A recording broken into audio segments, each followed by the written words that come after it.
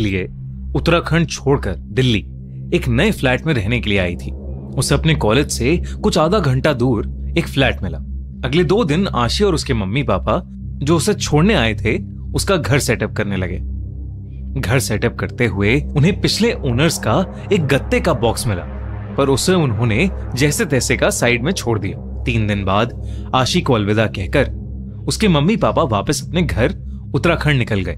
जाते जाते आशी की मम्मी पीछे मुड़ी और कस के उसे दोबारा गले लगाकर कहने लगी कि उन्हें कुछ अजीब सी बेचैनी हो रही है। अच्छा होता अगर आशी इस बेचैनी को थोड़ी और सीरियसली लेती, क्योंकि अगले कुछ दिनों में जो उसके साथ घटने वाला था वो किसी ने भी सोचा नहीं था।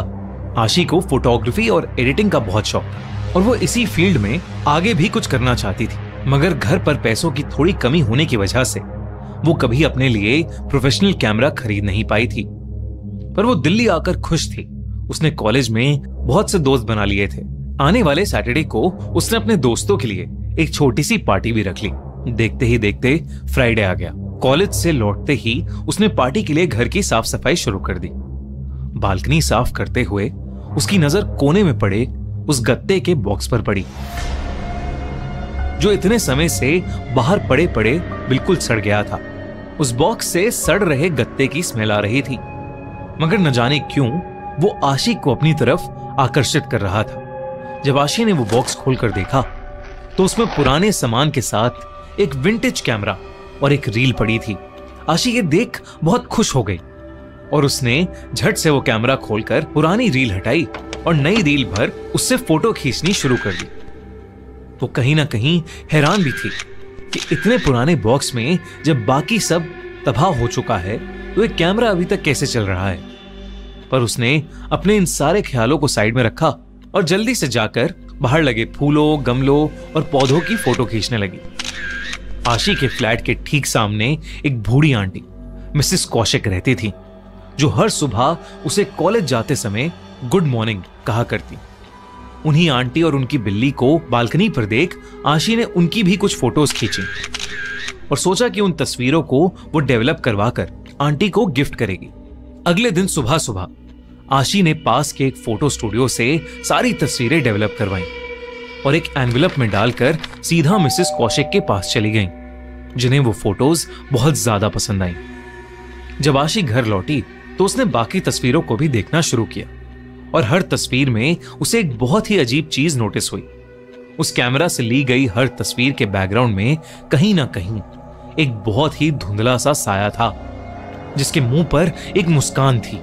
उन फोटोज को देखते देखते आशी उनमें कहीं खो सी गई। उसे ऐसा लगने लगा कि जैसे उस साये की मुस्कान धीरे धीरे हर तस्वीर में बढ़ती जा रही है और हर दूसरी तस्वीर में वो कैमरा के करीब आता जा रहा है। तभी अचानक आशी के घर की घंटी बजी। जब आशी ने दरवाजा खोला तो वहां उसके दोस्त खड़े थे। सैटरडे आ चुका था और उसके दोस्त हाउस पार्टी के लिए पहुंच गए थे, पर आशी को अपनी तबीयत थोड़ी खराब लग रही थी, इसलिए उसने पार्टी कैंसिल कर दी और अपने फ्रेंड्स को वापस भेज दिया। जब वो अपने कमरे में वापस आई तो उसका ध्यान फिर से उस कैमरे पर गया। आशी ने इस बार उस कैमरे से खुद की शीशे में थोड़ी तस्वीरें खींची। तभी अचानक उस शीशे पर एक क्रैक बनने लगा। ये देखकर आशी के हाथ से वो कैमरा छूट गया। आशी जैसे ही पीछे मुड़ी उसे खुद की रिफ्लेक्शन शीशे में दिख रही थी, मगर उस रिफ्लेक्शन में उसके हाथ में कैमरा अभी भी था और उसके मुंह पर वैसी ही भयानक स्माइल थी, जिसे देखकर वो बहुत जोर से चिल्लाई और वहां रखी चेयर से टकराकर नीचे गिर गई। जब वो उठी तो वो शीशा बिल्कुल नॉर्मल था, बस उस पर एक क्रैक था। उसे लगा ये सब उसका वहम है, इसलिए वो चुपचाप जाकर सो गई। 2 दिन बाद आशी की पढ़ते पढ़ते अपने लिविंग रूम में ही दोपहर में आंख लग गई और रात को उसकी नींद 3 बजे खुली।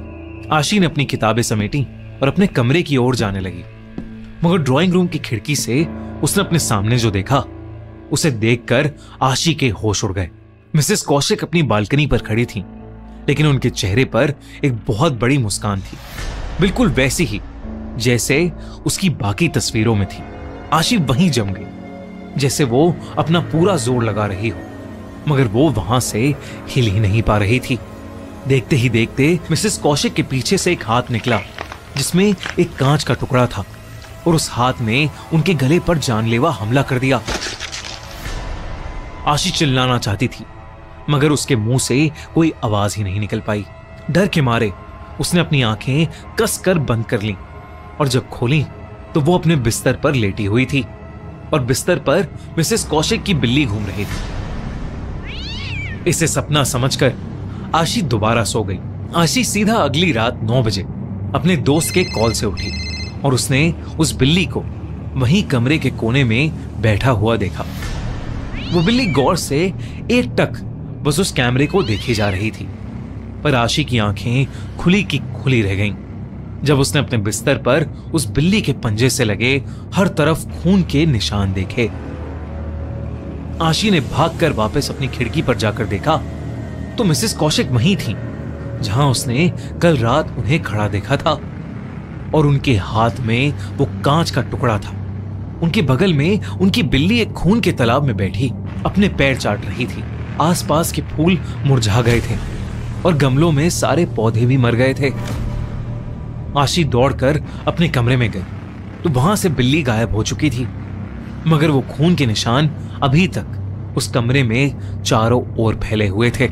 आशी को कुछ समझ नहीं आ रहा था। बस उसने जल्दी से जाकर उस कैमरे को अपने डस्टबिन में फेंक दिया। तब उसकी आंखें बॉक्स में पड़ी पुरानी वाली रील पर पड़ी। जब उसने उसे गौर से देखा तो उसे रियलाइज हुआ कि वो पुरानी रील वही मिसेस कौशिक, वही पौधे और फूलों की थी जो बस 3 दिन पहले खींची थी, मगर इस बार वो साया बिल्कुल साफ साफ दिखाई दे रहा था। हर तस्वीर में आशी ही खुद पीछे खड़ी हुई थी और उसके चेहरे पर वही भयानक स्माइल थी। आशी को लगा कि वो पागल होती जा रही है और जैसे ही उसने आगे की तस्वीरें देखी उसका पूरा शरीर सुन्न हो गया। आगे की तस्वीरें आशी की ही थीं, कई उसके बचपन की, कई उसके स्कूल की, और हर तस्वीर में वो साया आशी के बिल्कुल पीछे खड़ा था, उसे अपनी डरावनी मुस्कान के साथ देखता हुआ।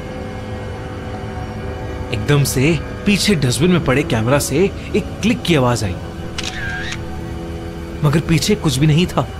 और तब आशी ने उस रील की आखिरी तस्वीर देखी और वो आखिरी तस्वीर भी आशी की थी, ड्राइंग रूम में हाथ में रील लिए डस्टबिन में से खिंची हुई फोटो।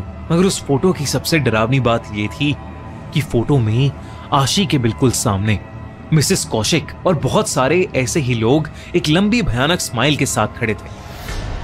कांपते कांपते आशी ने ऊपर देखा तो वही साया आशी के ठीक सामने आकर जोर से चिल्लाया, स्माइल।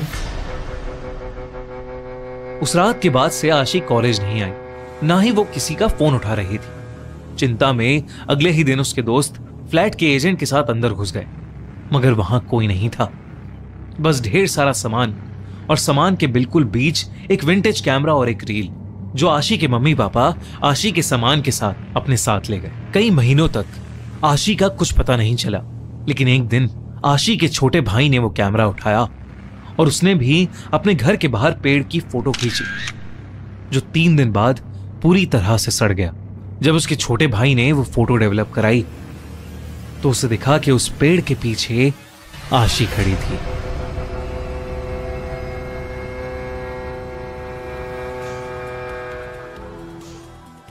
अगर आपको ये वीडियो अच्छी लगी तो हमारा चैनल खूनी मंडे सब्सक्राइब करना बिल्कुल मत भूलना।